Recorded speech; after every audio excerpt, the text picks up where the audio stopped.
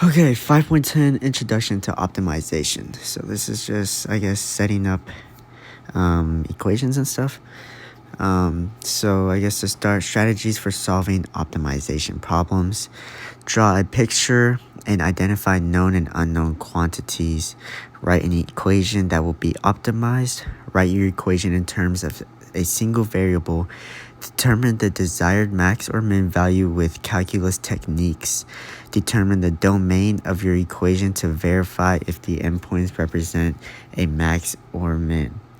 So I guess to start, let's do number one. Find two numbers whose sum is 30 and whose product is as large as possible. So from here, we have two equations already. X plus y equals 30 and y equals 30 minus x.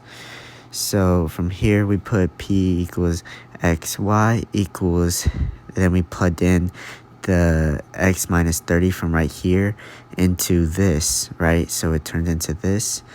And then we multiplied it out. P prime equals that, which gives us 15. Y equals 15, right? Simple enough. What point on the graph y equals square root of x is closest to 5, 0. So 5, 0 is right here. There's a point right here, right? So we put d equals the square root, all of this, the square root, x minus 5 squared and y minus 0 squared.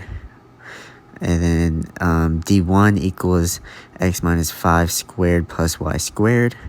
And then x plus 5 squared plus x squared. And then d1 equals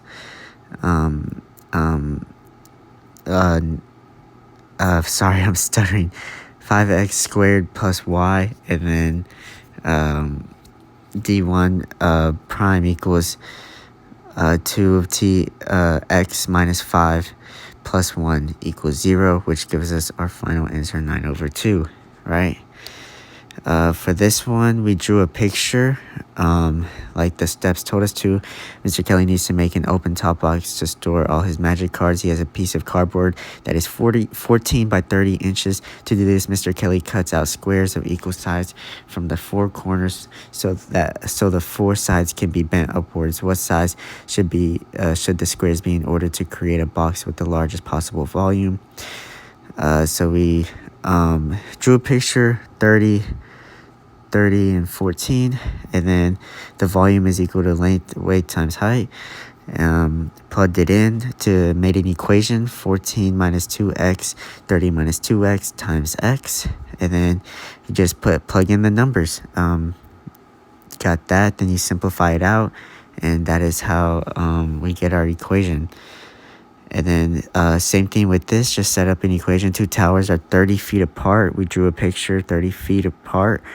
One is 12 feet high, so this one's 12, and the other is 28. This one's 28. There's a stake in the ground between, so there's in the middle.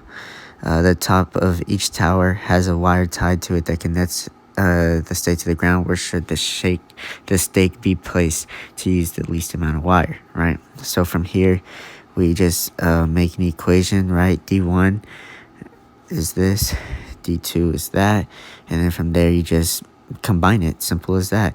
The wire equals D1 plus D2, right? So we got our D1 and our D2, and then we just put it together. And yeah.